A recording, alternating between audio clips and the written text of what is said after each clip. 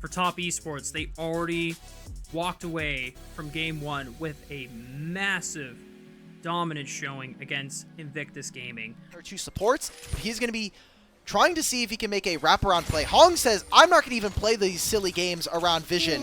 I just want to protect and get priority around mid.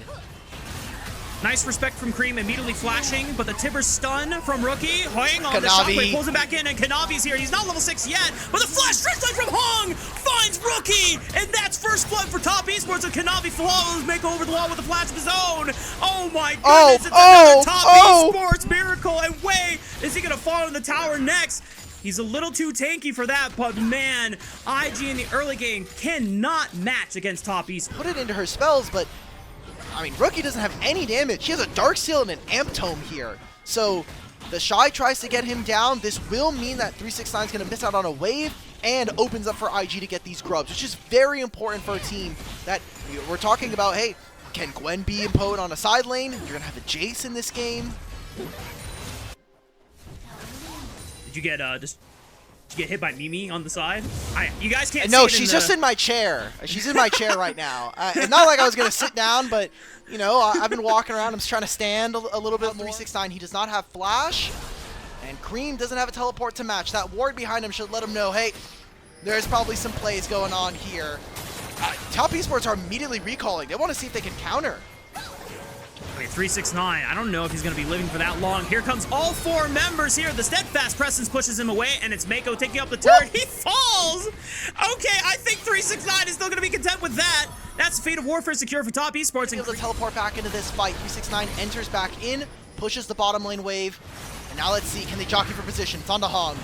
Hong gets jumped. Jackie Love might be caught out here. Magnus Storm is going to stun him up. Good cleanse. Repositioning still has the fourth bullet shot here. But Kanavi gets caught. And now IG have a massive advantage. Jackie Love is forced to flash away.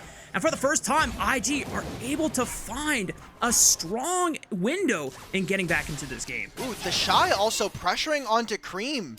Never got that recall off, but stopping Cream from moving out. That could have potentially been a turret there for IG if the mid laner from Top Esports had moved on over. Finally some fight back early on into a series here and early on into this game. What seemingly looks like a disengage and runaway maneuver, and Kanavi says, okay, let's start fighting, but Jackie Love was not set up in position. This invade, though, might be punished. Kanavi still has a flash. He uses the clone. Creates enough distance. Now Top Esports are going to look to go back in. Dredgeline right on top of Mako. The shockwave. Good night, Mako. He's going back to the fountain on that one, and IG are not going to be able to find a way back in. That looked like Z-axis diff because there's no way that deadly flourish landed onto Mako. Somehow that ends up being the case. Hong gets started and engaged upon. He's going to go down. Okay, well, Kanavi, Cyclone is coming up in the next 5 seconds. They need to stall for that ultimate. Flash from Rookie over the wall. Kanavi just might get caught out here. Just one more auto attack. It's the Q hammer shock from Wei as he picks up a double. We said that Poppy was a great champion here for Wei, and he is making it happen here in this game.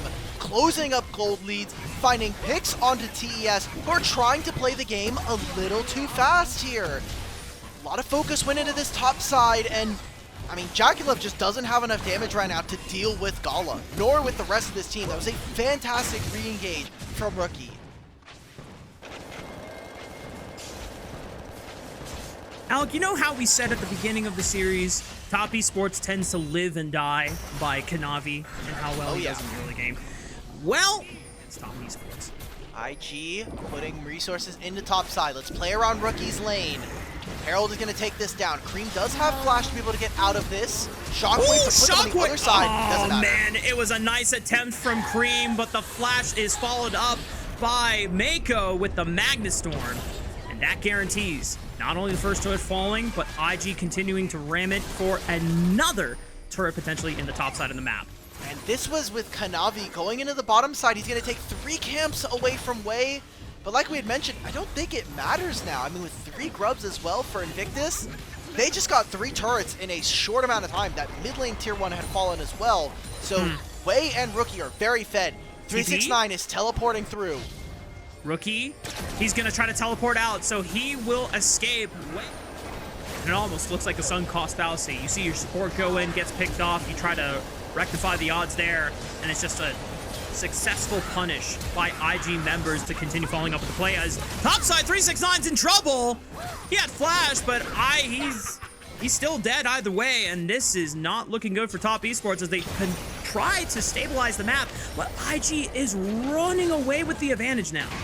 Why are they over-forcing on the side lane lanes right now? Because Cream is up 30 CS, but because Annie has gotten 2 turrets for herself, the gold lead is actually in her favor right now.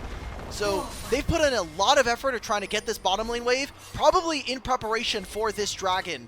20 seconds before it spawns, the Shy can cancel. He doesn't have needlework, but Wei and Mako are on their way. Gala They have to fight their way through. They have to fight their way through. It's the only way out. But Wei has finally arrived, and the Shy has bought enough time. Yes, he goes down, but you have to imagine that this fight is going to go well for the side of IG. Gala just ripping apart Cream with the help of Rookie, and Jackie Love is too far away to aid his comrades out. Top Esports lose another 2 members, and IG's gold advantages continues to climb. With his Trinity Force and a Tunneler right now. So look at this. This is a great gold graph coming on through, and all of those turrets falling in short succession here for Invictus Gaming set themselves up for a Game 2 victory.